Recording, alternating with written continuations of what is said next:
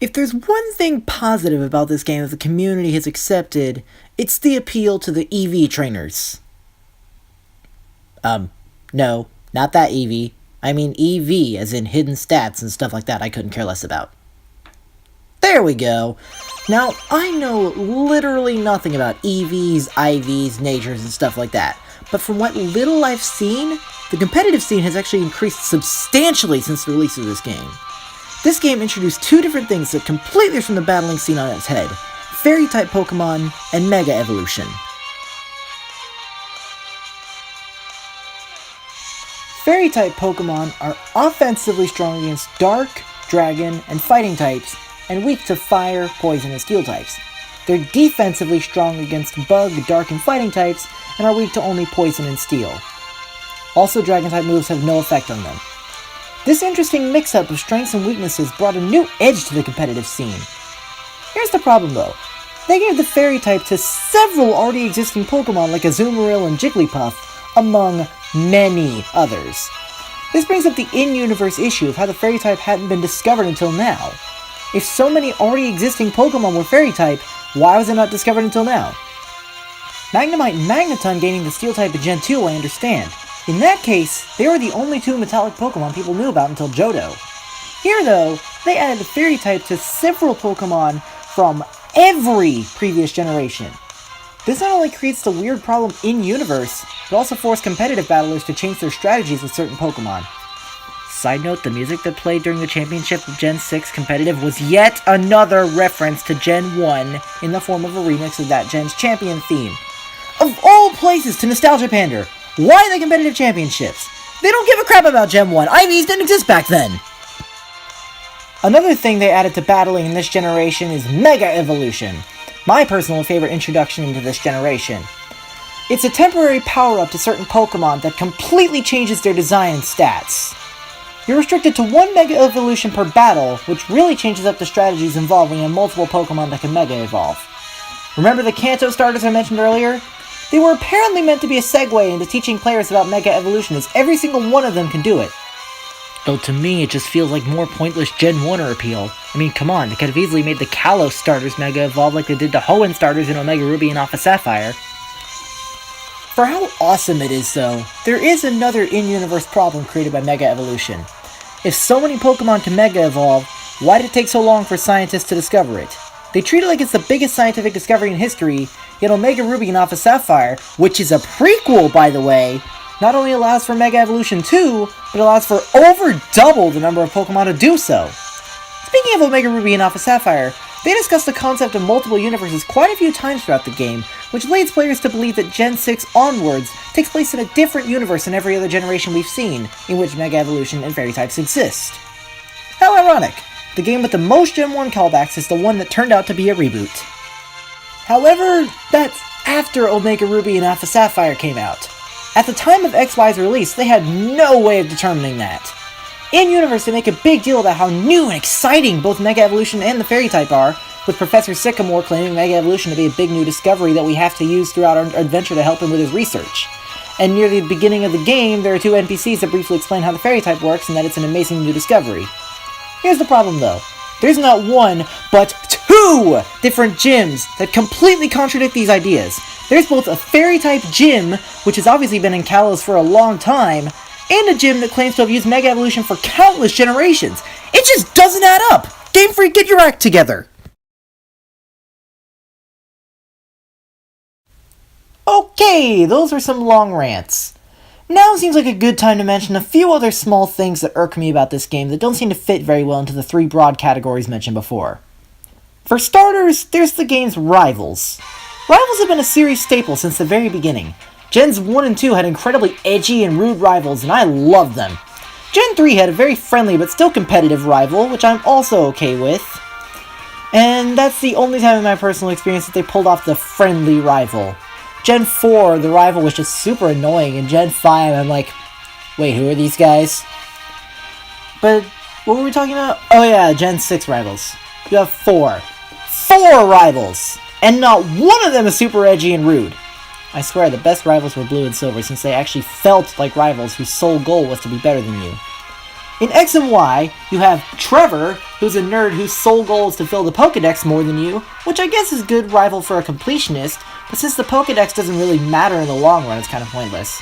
Then there's Shauna, who's just in it for the adventure, which, again, is totally fine if she wasn't considered a rival. Also, she picks the starter with a type disadvantage, yet she's the first person you fight. Oh my gosh, she's the beta version of How. Then there's Tierno, who just wants to be a dancer? Okay, that's a thing. And finally, there's Calum or Serena, the player avatar of the opposite gender to the one you chose. They're the one who feels the most like a rival in the fact that they choose the type advantageous starter and seem somewhat competitive. They're not quite like Mei though, which is both a good thing and a bad thing. It's a good thing because they don't want two female characters who act exactly the same, but it's also a bad thing because they're not quite as competitive as Mei, making them not as fun to battle.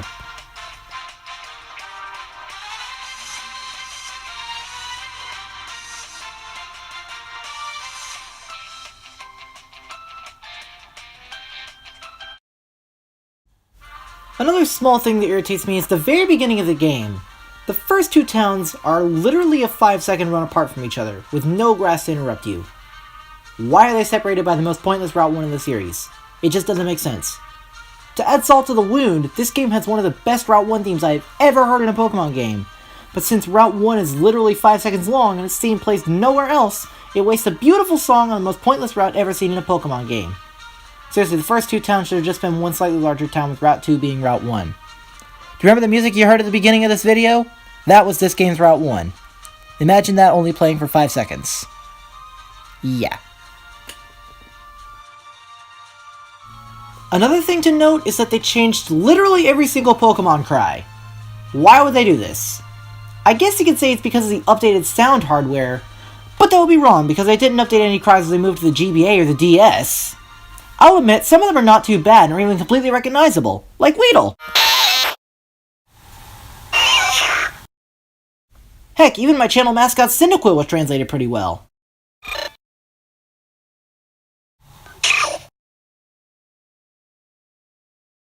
But then there are ones that didn't translate well at all, like my favorite Pokemon, Typhlosion.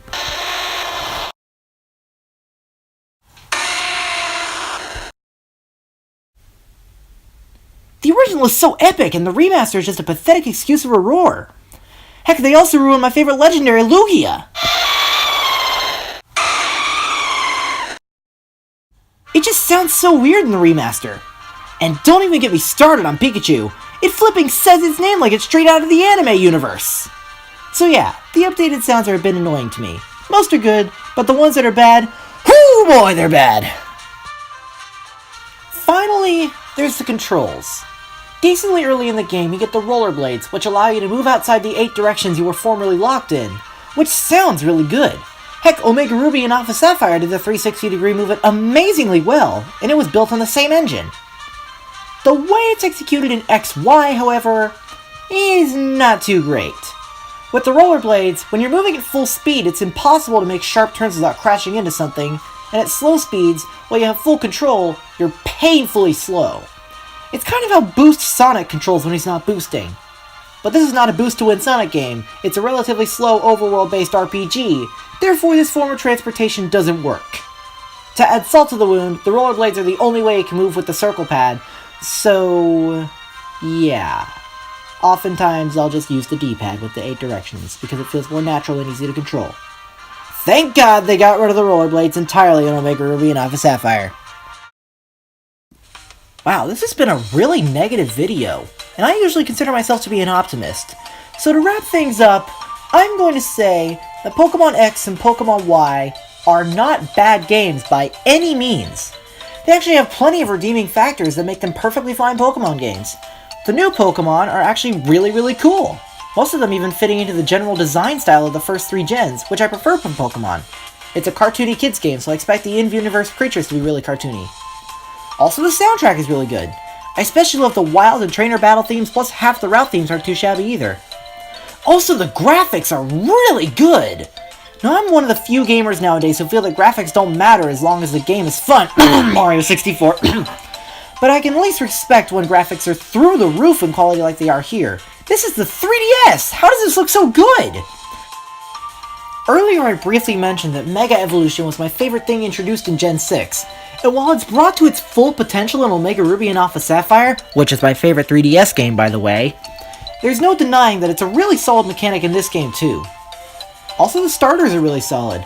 I really wish they could have Mega Evolved like the Kanto and Hoenn starters, but even without Mega Evolving, they're still really solidly designed Pokemon. All 3 stages of them to be exact. Except for Quilladin, but it evolves into Chestnut, so all is forgiven. In conclusion, Pokemon X and Y were decent games. They were a great introduction to the series to the 3DS and still hold up to their Gen 3 remake prequels, Omega Ruby and Alpha Sapphire, as well as their Gen 7 sequels, Sun, Moon, Ultra Sun, and Ultra Moon. They're just my least favorite of the series because there are just so many things they did wrong. There were also so many things they did right, but the right was nowhere near enough to outweigh the wrong. They're not bad games by any means, they're just mediocre compared to the rest of the series. For a final conclusion, I will say that, despite its flaws, I will always be okay with carrying my copy of Pokemon Y around in my pocket with the rest of my 3DS library. P.S. If you want to experience Kalos to the fullest without experiencing all the problems with the game that I mentioned, then just watch the XY and XYZ anime. It's the best. They actually made Team Flare awesome. I don't know how they did, but they did.